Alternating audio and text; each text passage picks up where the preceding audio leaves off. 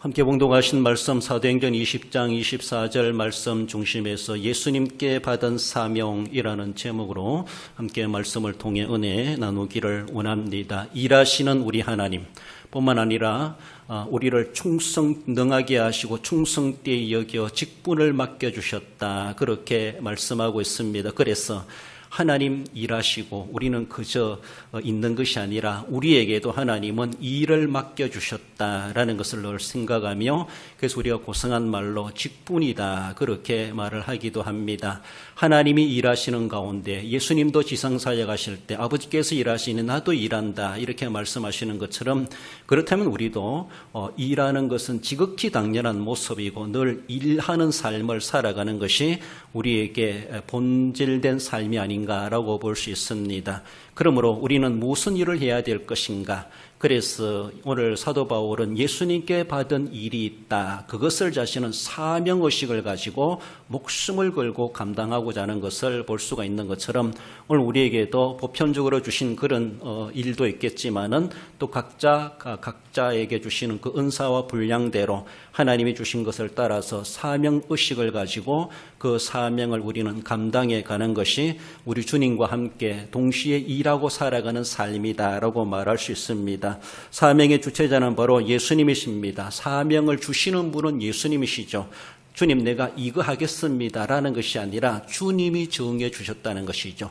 모든 일의 시작과 끝은 우리 주님이 주권자이십니다. 주체자이십니다. 그러므로 내 소견에 오른 대로, 내가 욕구대로, 내 기호대로, 내가 하고 싶은 대로 한다라기보다, 내 전공대로 한다라기보다 우리 하나님께서는 나보다 나를 더 잘 아시는 하나님, 그래서 너는 이 일을 해야 된다, 주님이 맡겨주시는 그 일이 있고, 일을 맡겨주시는 분이 내 의사에 따른 것이 아니라 주님의 의사에 따라 주님이 주체자가 되셔서 그렇게 주관해 가신다라는 것을 생각하며, 그래서 우리는 사명을 받았다, 이렇게 말하게 되는 것입니다.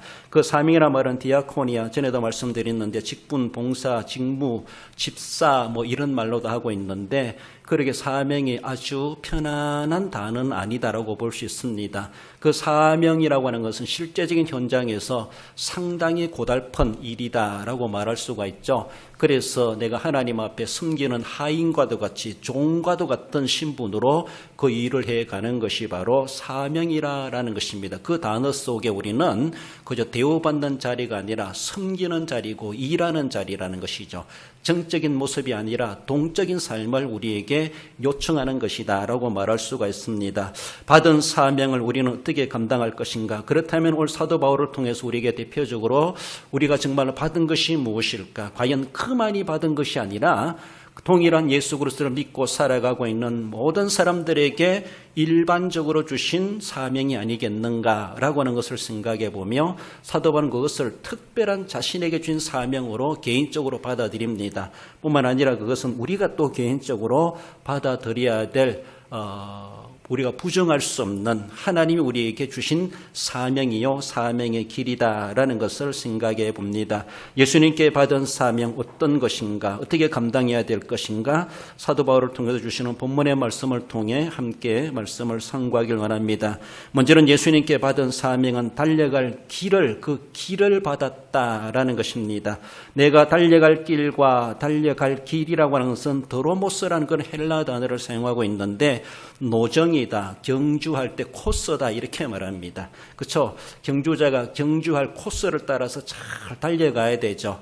레이스하는 차들도 어떻게 운전해야 될 것인가, 정해진 코스대로 운전을 하고 달려가고 그 길을 가야 됩니다. 그 코스를 벗어난다고 하는 것은 사고 날 수가 있고 문제 생길 수가 있고 실격 처리될 수가 있고 목적을 이룰 수가 없습니다. 노정이다, 이렇게 하면 노정, 우리 가는 길, 많은 길이 있다고 해서 그 길 내가 다 가도 되느냐, 아니라는 것이죠. 우리 볼 때는 참 보기 좋은 길이지만은 그러나 그 길은 멸망의 길이니라, 이렇게 잠언에서 말씀해 주는 것처럼 보기 좋다고 가기 좋다고 길이 좋다고 넓은 길이라고 많은 사람들이 가는 길이라고 나도 가도 되는가? 아닐 수가 있다는 것이죠.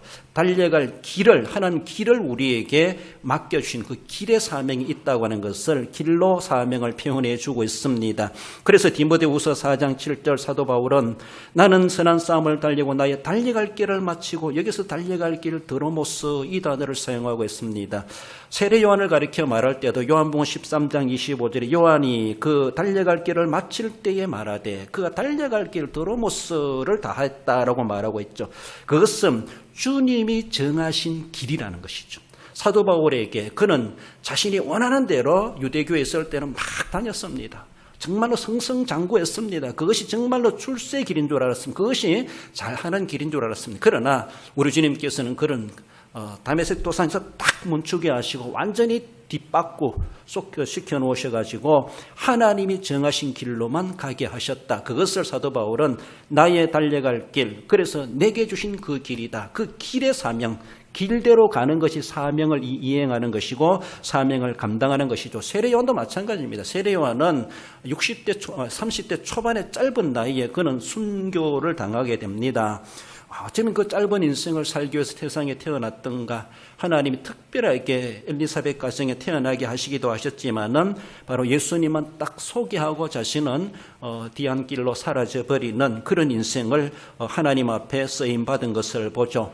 누가 그런 인생 살고 싶겠습니까? 그런 하나님은 세례 요한에게 그 길을 정해 주셨습니다. 더 가고 싶지만 더 갈 수가 없습니다. 거기가 종착점이었습니다.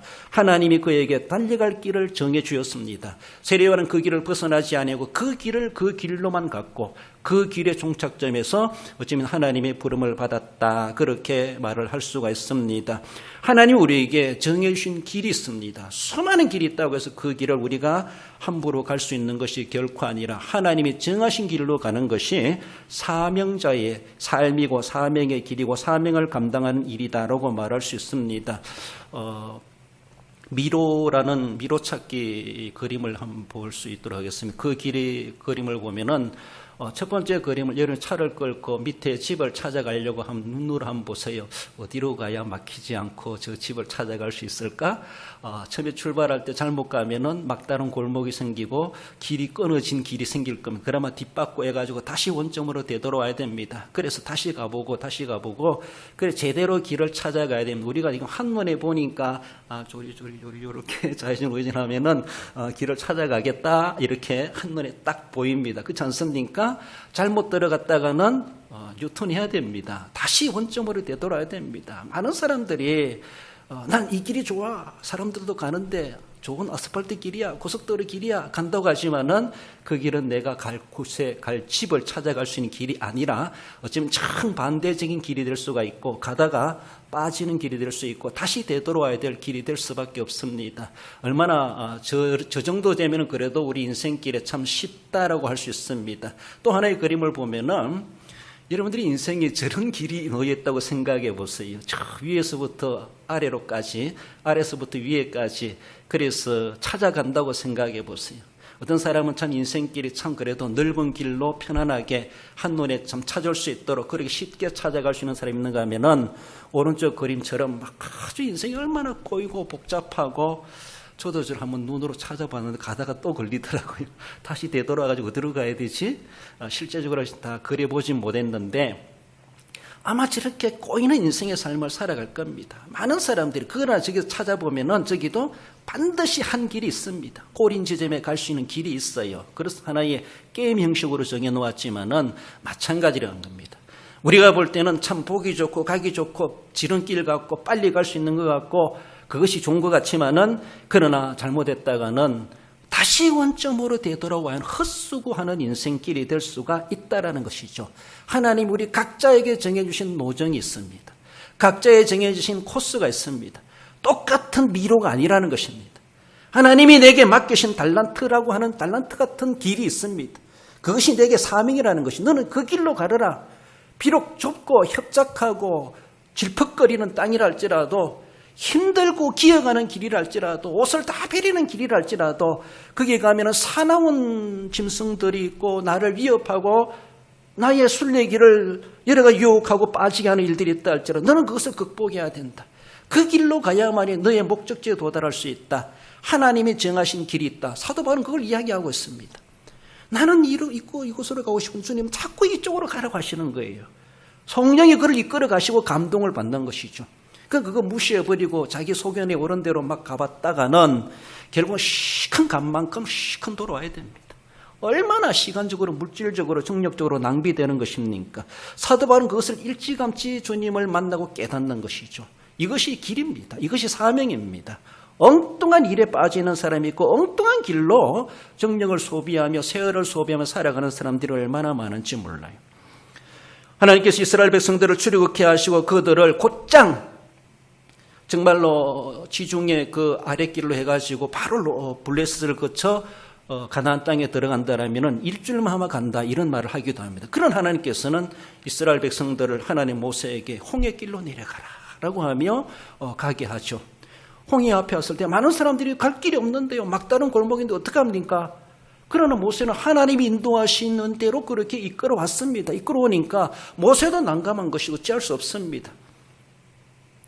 뒤에는 애국 군대가 추격하고 있습니다. 앞에는 홍해가 놓여져 있습니다. 그러나 하나님이 이 길로 몰아넣으신 것이죠. 그러나 하나님께서는 그것이 막다른 골목이 아니라 하나님이 가라 하시는 곳에 정말로 오늘날은 산이 있으면 굴을 뚫어서라도 냇가가 있으면 다리를 놓아서라도 길을 내는 것처럼 하나님께서는 바다가 놓였다 할지라도 갈라서라도 육지같이 건너게 하시는 하나님의 길이 예비되고 있다는 것. 그렇죠? 그러니까 눈에 보이는 대로 다 옳은 길이 아니라는 것이죠. 하나님이 명하신 그 길로 가면은 길은 열려지게 되어져 있고 하나님이 책임져 주게 되어 있다는 것입니다. 내게 주신 사명은 내가 만들어낸 사명이 아니라 하나님이 주신 사명이기 때문에 길로 생각해 볼 때 내가 만들어서 내가 가는 길이 아니라 하나님이 만들어 주시는 길로 가야 되죠. 아무도 안 간 길이고 아무도 갈 수 없는 길이라고 하지만 하나님은 그 길을 내신다는 것입니다. 하나님이 앞장서 가신다는 겁니다. 이것을 깨닫는 것이 사명입니다. 그래 내가 어떻게 하라고요? 내가 어떻게 가라고요? 나는 못 갑니다. 못 가죠. 그러나 사도 바울은 나의 달려갈 길, 세례 요한도 달려갈 길, 그 길을 마쳤다 그렇게 말하고 있습니다. 사명자가 가야 할 길은 바로 이런 사명을 인식하지 못하는 사람은 자기 소견대로 살아가고 있습니다. 하나님이 내게 어떻게 살아가게 하셨는가? 인생으로서의 사명이 있습니다. 믿는 자로 사명이 있습니다. 그 사명을 따라서 우리는 감당해 가야 되는데 계속해서 미로에 들어가 가지고 이리 부닥치고 저리 부닥치고 다시 원점으로 돌아오고 세월 낭비, 정력 낭비, 물질 낭비, 인생 낭비해 버리는 그런 삶을 살아가고 있지 아니한가라는 것입니다. 사명자가 가야 할 길을 사명을 모르는 사람은 그 길을 알지도 못할 것이고 그 길을 안다 할지라도 안 가려고 할 것입니다. 왜? 정말로 쉽지 않은 길이다라고 말할 수가 있습니다. 그래서 좁은 길이다, 많은 사람들이 기피하는 길이다, 그것은 평범하지 않는 길이다, 어쩌면 특이한 길이다 이렇게도 말하기도 하고 또 우리가 성경적인 말 십자가의 길이다 그렇게 말하기도 합니다.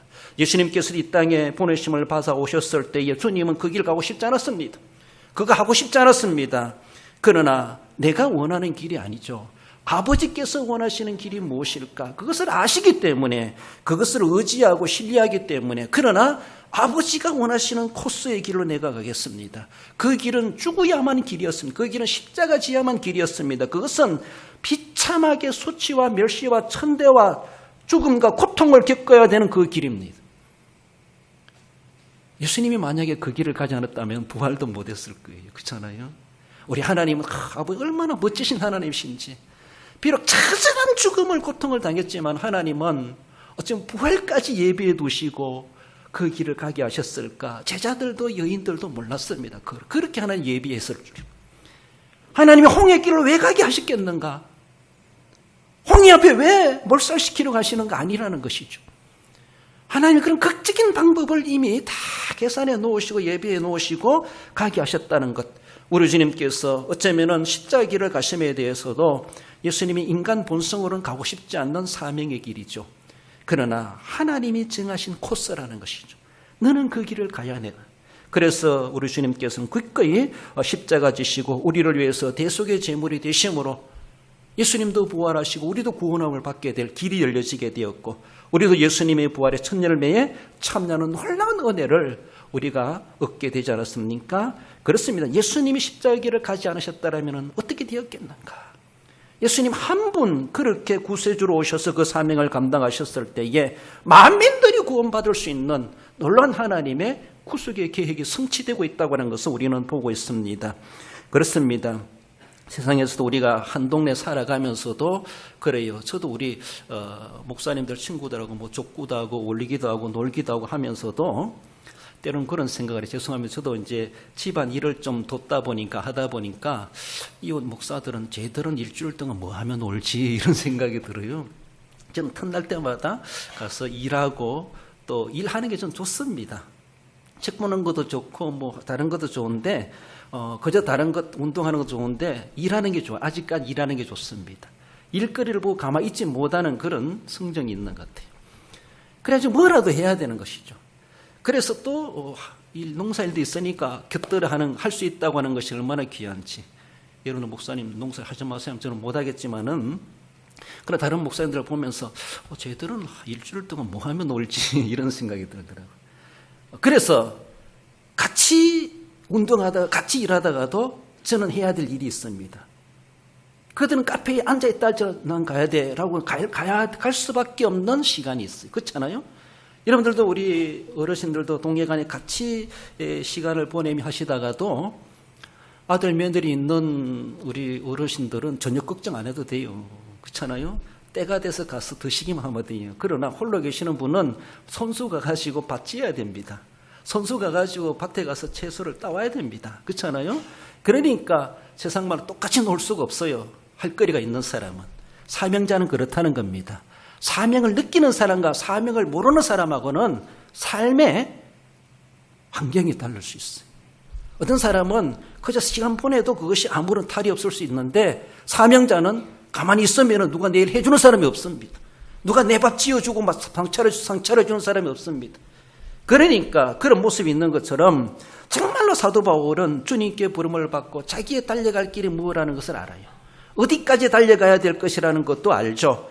그래서 주님 앞에 그 사명을 가지고 달려간다 그렇게 말씀하는데 그 길을 걸어가든지 달려가든지 하나님이 정하신 길이 있다. 이것을 깨닫는 것이 사명자요. 그 길을 가는 것이 사명의 일이다라는 것입니다. 부모로서 가야 될 길이 있습니다.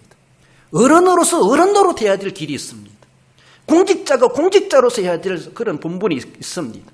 성도가 성도답게 가야 될 길이 있습니다. 성도가 가야 될 길. 남들이 다 간다고 괜찮은 것이 아니라 그것이 합법적이라고 해서 갈 수 있는 길이 결코 아닐 수도 있습니다. 우리가. 직분자가 가야 될 길이 따로 있을 수가 있어요. 뭔가 책임이 있는 사람은 책임이 있게 그 길을 가야 될 길이 있습니다. 책임을 모르는 사람, 책임이 없는 사람은 그 길을 전혀 관심이 없을 수도 있습니다. 사명을 느끼는 사람, 사명자는 사명을 모르는 사람, 사명을 느끼지 못하는 사람하고 생활이 다릅니다. 시간 관리가 다릅니다. 자신의 몸 관리가 달라요. 그러므로 하나님, 내 가는 길을 그가 아시나니, 내 가는 길을 하나님은 아시나니, 나에게 그 길을 알게 해 주옵소서. 주님이 명하시는 그 길을 내가 가게 해 주옵소서. 주님이 명하신 코스를 내가 벗어나지 말게 해 주옵소서. 이것이 우리는 늘 기도해야 되죠. 그 길을 지켜가는 것이 사명을 지키는 그 길이다. 그것이다라는 것입니다. 찬송가 379장에서도 내 갈 길을 멀고 밤은 깊은데 빛 대신 주 저 본향집에 행해 가는 길 비추소서. 내 가는 길 다 알지 못하나 한 걸음씩 늘 인도하소서. 주님께서 내 걸음을 인도하실 줄 믿습니다. 내가 원하는 대로 가게 하지 마시고 그 길을 나로 알게 하시고 주님이 명하신 그 코스대로 가게 해 주옵소서. 그 미로에 빠져가지고 헤매는 인생이 되지 말게 하시고 하나님이요, 하나님 명하신 길로 가는 것이 지름길입니다. 그것이 성공의 길이에요. 그러므로 사도 바울은 내 달려갈 길, 그 길을 그는 알고 그 길을 쫓아가는 그 삶, 이것이 바로 우리가 주님께 받은 내게 주신 길이라는 것이죠. 저 사람 따라가면 되겠지, 그것만이 아니에요. 그 사람이 아니라 또 내가 가야 될 길이 또 거기서 갈림길이 생겨날 수 있을 때 내 갈 길을 우리는 찾아갈 수 있는 것, 이것이 바로 주님께서 주신 사명이요, 그 길을 가다 무슨 일을 만난다 할지라도 그것을 감당해 내라고 주시는 사명이라는 것을 아셔야 할 것입니다. 나아가서 예수님께 받은 사명은 달란트로 말씀해 주고 있습니다. 그 달란트는 활용해야 될 달란트라고 하는 것을 말씀하죠. 하나님의 은혜의 복음을 증언하는 일, 사도 바울이 받은 달란트는 하나님의 은혜의 복음을 증언하는 달란트를 받았습니다. 물론 이것은 사도 바울만이 아니죠. 신약교회 보편적인 모든 성도들이 보편적으로 주신 사명이다라고 말할 수 있어요. 그러나 보편적으로 주심에도 불구하고 그것을 내 사명으로 인식하지 못하면은 아무런 의식도 없이 살아갑니다. 보편적으로 주심에도 불구하고 특별한 것도 아니라고 볼 수가 있어요. 은혜의 복음을 증언한 이런 사도바울만 하는 것이 아니죠. 목사 선교사만 하는 것이 아니죠. 누구만이 하는 것이 아니죠. 모두에게 주셨음에도 불구하고 사도 바울은 그것을 아주 특별하게 여깁니다. 특별하게 자신에게 주신 사명으로 그는 인식하고 있다라는 것이죠. 하나님은 우리 각자에게 분량대로 은사와 달란트를 주십니다. 그렇습니다. 양이 다를 수가 있고 종류가 다를 수가 있습니다. 저분이 받은 은사들은 나도 주시옵소서. 그럴 필요 없습니다. 하나님 내게 필요한 은사를 주시옵소서. 방언의 은사든 통역의 은사든 예언의 은사든 무슨 은사든 하나님이 나를 쓰시고자 하시는 대로 내게 주시는 종류가 다를 수 있습니다. 분량이 다를 수가 있습니다. 5달란트도 있을 수 있고 2달란트일 수도 있고 1달란트 있을 수도 있다는 것이죠. 그러므로 저 사람처럼 똑같이 돼야지 그것만이 결코 아니라는 것이죠. 하나님이 다르게 줄 수 있다는 것을 우리는 먼저 인정해야 합니다. 그러므로 하나님 내게 필요한 은혜를 주시옵소서, 은사를 주시옵소서.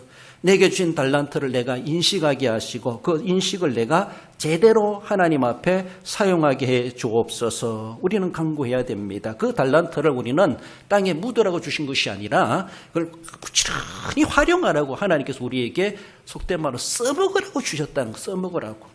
자신의 명예를 위해서, 자신의 영달을 위해서, 자신의 입지를 위해서 써먹으라고 하는 것이 아니라 뒤에도 주시지만은 하나님의 교회를 위해서, 하나님의 일을 위해서 써먹으라고 주셨다는 겁니다. 에베소서 4장 11절에 보면은 그가 어떤 사람은 사도로 선지자로 복음 전하는 자로 목사와 교사로 삼으셨으니 이는 성도를 온전하게 하며 봉사일을 하게 하며 그리스도의 몸을 세우리 하심이라.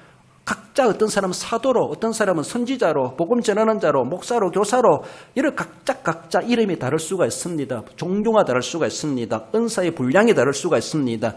그러나 그들이 공통적으로 감당해야 될 것은 성도를 온전하게 하여 봉사일을 하게 하며 그리스도의 몸을 세우리 하심이라. 이것을 위해서 우리에게 활용할 달란트를 주셨다라는 겁니다. 그래서 모든 직분과 달란트는 교회를 통해서 주셨고 교회를 위해서 주셨다 이렇게 말을 할 수가 있습니다.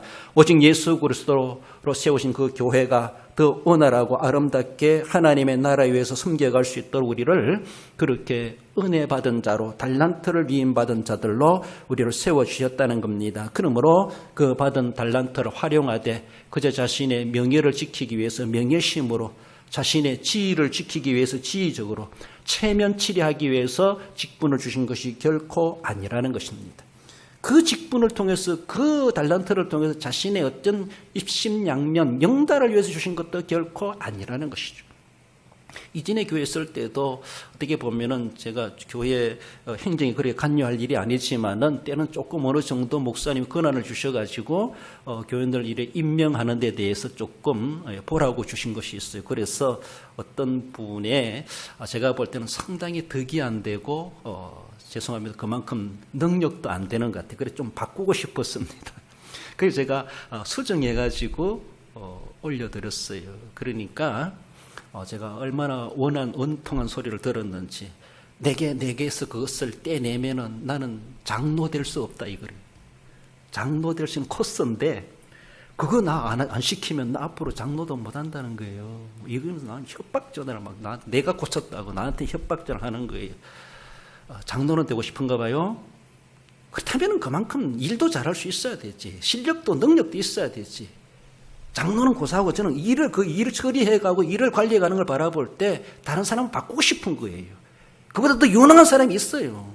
바꿔야 돼요. 교회를 봐서는요. 그 자신 개인을 바라볼 때는 그것이 자신의 하나의 성장해가는 코스로 보는 거예요. 그 내용을 거기서 나는 끄집어내리면 나는 어떻게 되냐는 거예요. 막 이런 식으로 제게 막 협박 전화를 하고 그러더라고요. 그게 나중에 장로님이 되셨다라고 보니까 또 제가 떠나고 나서 그렇습니까? 그 자리가 자신의 영달을 위한 것입니까? 무엇을 위해서 활용하기 위해서 어디에 활용하려고 하나님 우리에게 달란트를 주셨습니까? 그만한 인격이 갖추어져야 되고 신앙이 갖추어져야 되고 그만한 사람들이 덕이 되어야 되지. 그만한 그럴 것 같으면은 그나마도 참고 그래도 해보라고 했음에도 불구하고 실망케 하고 교회에 덕이 되지 않고 유익이 되지 않는 그런 모습에서 그 자리만 차지하고 있어야 되겠느냐는 것이죠. 그런 모습 속에서 많은 사람들이 하나님의 주신 거룩한 이 직분에 대해서 하나님의 교회에 유익하도록 성도를 온전하게 하여 봉사일을 하게 하며 그리스도의 몸을 세우도록 주셨음에도 불구하고 그렇게 활용되지 않고 너무 인간적으로 인본적으로 사용되려고 하는, 그리고 현세 세속적으로 사용되려고 하는 그런 모습들, 그저 체면치레로 야 그래도 믿은 지가 얼마 됐는데 그래도 이 정도는 돼야지, 스스로가 얼마나 자부심을 가지고 자격을 스스로가 인정하고 있는지, 그만한 자격자도 될 수가 있겠지만 과연 주님 앞에 나는 얼마나 주신 달란트를 제대로 그 목적대로 내가 사용되고 쓰여지고 있는가. 사도 바울도 하나님께 받은 그 사명을 위해서, 그래서 내가 자기를 위해서 사용하는 것이 아니라 정말 예수께 받았다, 난 예수님께 받았다, 이 의식, 받았다는 것, 내 것이 아니라는 것. 그래서 자기를 위해서 그걸 사용했다라면 예수님 믿을 필요 없습니다. 사도 바울은 유대교에 있으면 성성장구하는 사람입니다. 그렇지 않습니까? 세상적으로 영달하고 입신양면할 수 있는, 어쩌면은 최고의 높은 자리까지 올라갈 수 있는 그런 모습이에요. 그렇다면 그런 데 가서 그렇게 하지. 그런 목적이라면은 많은 사람들이 그 활용을 잘못되게 사용하고 있다는 것이죠. 땅에 묻어둔 한 달란트 받은 종도 어리석고 게으른 종이지만은 그것을 삐딱하게 잘못되게 사용하고 있는 종도 책망받을 것. 주님 앞에 섰을 때 무엇을 남겼느냐? 자신의 명예밖에 남긴 것이 없어요. 자신의 세상에 이력만 써놓은 것이, 그 이력 주님은 아무것도 쓸모없다. 휴지에 불과하고 폐지에 불과하고 쓰레기에 불과한 것. 우리 하나님 나라에는 아무런 상관없는 그런 이력만 쌓아온 것은 아닌가 우리는 생각하고 얼마나 두려운지요. 그렇습니다.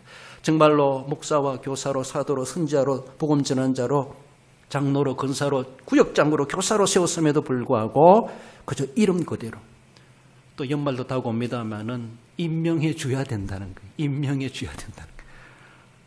저도 참 마음이 참 냉철하지 못해가지고 그런 자꾸 유혹 속에 어쩌면 어쩔 수 없어요. 참 인간적이다, 인간적일 수밖에 없다, 그래도 그렇게 할 수밖에 없구나. 참 넉넉한 인적 자원이 있다라면은 막 경쟁력을 붙이고 시험을 보고 면접을 해서라도 막 임명을 할 수 있겠는데 우리는 좀 그렇지 못하다 보니까 좀 해주세요, 좀 해주세요. 이게 무슨 꼴인가 이런 생각이 들어요. 주님 앞에 과연 내가 그 사명 받아가지고 그렇게 임명해놨으면 어떻게 또 감당하고 있는가를 자기를 돌아봐야 되죠. 지난 9개월 동안, 지난 1년 동안 어떻게 내가 그것을 활용했는가, 어떻게 사용했는가. 참 고민입니다. 또 연말이 다가오면서 그렇습니다. 어떠한 불리한 일이 어떤 어려움이 있다 할지라도 오직 그것은 하나님의 나라, 하나님의 교회에 위해서 기꺼이 내 희생을 감수해서더라도 그 달란트를 관리하고 지켜갈 수 있어야 할 것입니다. 마태복음 25장 16절에 바로 가서 그것을 장사하여 남겼다 이렇게 말합니다. 바로 가서 장사했어요. 바로 사용할 줄 알았습니다. 두 종류의 사명자죠. 한 사람은 25장 18절에 가서 땅을 파고 그 주인의 돈을 감춰두었더니, 둘 중에 하나일 수밖에 없어요. 너무 극단적인 갈림길인지 모르지만은 정말로 바로 가서 장사하여 활용하여 주인에 만족해 드릴 수 있는 것을 남길 수 있도록 그렇게 숨기는 사명자가 있는가 하면은 아무런 감각도 없고 사명의식도 없고 어쩌면 땅에 묻어둔 한 달란트 받은 종과도 같이 그렇게 감추어두고 없는 것처럼, 받지 않은 것처럼 그렇게 우리는 사명자로 살아가고 있지 아니한가? 사도 바울은 그렇지 않다는 것이죠. 활용하기 위해서 난 예수님께 받은 사명이다. 그것을 그렇게 귀하게 여기면서 자신의 인생보다 생명보다 존귀하게 여기며 그 사명을 감당해 갔던 것을 말씀합니다. 마지막으로 예수께 받은 사명이 무엇인가? 그것은 생명이라고 하는 것을 말씀합니다. 그 사명을 마치려 하면 나의 생명조차 조금도 귀한 것으로 여기지 아니하노라. 그렇습니다. 생명은 프시케라는 그런 단어인데 영혼, 목숨 이런 단어로도 해석되고 있습니다. 사람이 가지고 있는 가장 최고의 고상하고 가치 있는 것은 생명이다, 목숨이다 이렇게 말할 수가 있죠. 이것은 영혼이라는 단어로도 해석되고 있습니다만은 사실 육신의 생명을 가리키고 있습니다. 그렇습니다. 내가 육신적으로 살아가는 동안에 육신의 생명 정말로 그러면서도 사도 바울은 전인적으로 하나님 앞 충성하지만은 육신의 생명을 조금 더 귀한 것으로 여기지 않는다라는 것입니다. 그렇습니다. 그러므로 우리는 이 생명을 존귀하게 여길 줄 알고 생명의 존엄성을 알아야 되고 생명이 귀한 줄 알아야 되는 것은 너무나 귀한 것이죠. 너무나 알아야 될 것이죠. 그러므로 생명을 함부로 말할 수 없습니다. 생명을 함부로 다룰 수가 없습니다. 생명을 아주 경홀히 여길 수 없습니다. 생명을 가볍게 여기면 안 된다는 것이죠. 내 생명뿐만 아니라 남의 생명은 그러하고 동식물의 생명도 그러하다라고 우리는 생명은 다 귀하다, 존귀하다. 우리는 그렇게 내 생명만큼이나 남의 생명도 남의 것의 생명도 귀하다. 우리는 그렇게 여길 수 있어야 됩니다. 어떤 글에 보면은 돈을 잃으면 조금 잃는 것이고 명예를 잃으면 많이 잃는 것이고 그러나 건강을 잃으면 전부를 잃는 것이다 이렇게 말합니다. 왜? 건강은 생명과 연결되어 있기 때문이죠. 그렇습니다.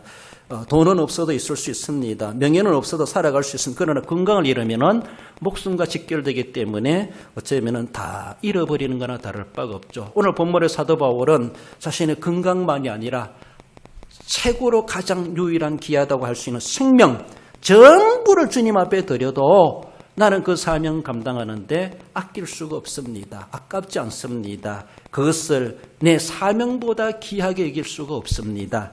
우리 인생 살아가면서 생명보다 귀한 것이 뭐 있겠습니까? 생명 앞에는 다 내려놓습니다. 다 내려놓습니다. 그러나 사도 바울은 생명 앞에서도 내놓을 수 없는 것은 사명이라는 것이죠. 내 생명 줄게, 내 사명은 빼앗지 마라 이것이죠. 나는 사명을 지키기 위해서 나는 내 생명을 내놓겠다. 이렇게까지도 결단하고 있는 사도 바울이죠. 그가 받은 사명이 얼마나 귀한 것이기에, 얼마나 귀한 것이기에.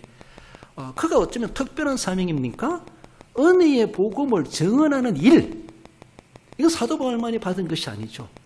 우리는 똑같이 받은 신약교회 우리들이 받은 믿는 자들에게 주어진 사명이라고 할 수 있습니다. 평범한 사명입니다. 그러나 사도 바울은 이 사명에 자신의 인생을 걸고 목숨을 걸고 있어요. 어쩌면은 그것이 얼마나 특별한가. 특별하게 여기면 특별한 겁니다. 특별하게 안 여기면은 아무것도 아닐 수 있어요. 그거 가지고 뭐 땀 흘릴 이유도 없습니다. 숨찰 필요도 없습니다. 특별하게 여기지 않으면. 그러나 특별하게 여기기 때문에 자신의 목숨보다가도 특별하게 여기면서 목숨도 아깝지 않게 여긴다. 이렇게 고백하고 있습니다. 이렇게 마음을 가지고 사명자로 살아가는 사도 바울의 앞길이 순탄대로입니까? 아니죠. 그렇게까지도 결단하며 살아가는 사도 바울의 앞에는 험산줄령입니다. 결박과 환난이 기다린다 이렇게 말하고 있습니다. 어쩌면 그렇게까지 하나님 앞에 결단하여 헌신하여 목숨까지 내놓겠다 하는 그 앞에 하나님께 조금 정말로 막 선교의 길이 열려지고 막 영혼들이 회개하고 돌아오고 막 그런 놀라운 역사들이 일어나고 막 하면 얼마나 좋겠습니까? 그러나 가는 곳마다 생명의 위협을 느끼고 자신의 결박과 환난이 기다리고 있다는 거예요.